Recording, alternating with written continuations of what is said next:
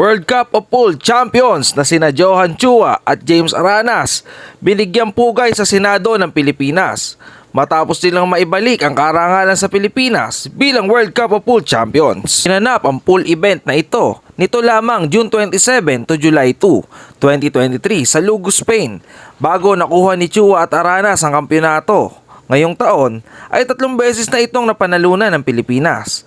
2006 sa inaugural ng World Cup of Pool, nakuha ng kapwa Villar Legends at Hall of Famer na si Efrem Bata Reyes at Django Bustamante ang una nating titulo.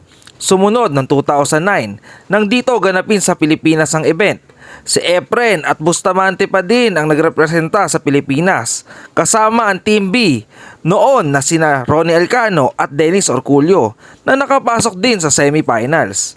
At taong 2030 naman na magtagumpay ang tandem ni Dennis Orculio at Liban Cortesa laban sa pambato ng Netherlands para sa ikatlong titulo ng Pilipinas.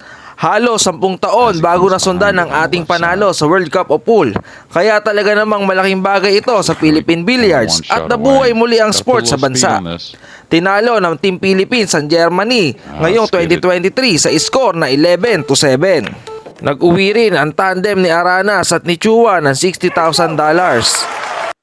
Paki-like, share and subscribe po ang ating video upang maging updated kayo sa Philippine Sports. Salamat po.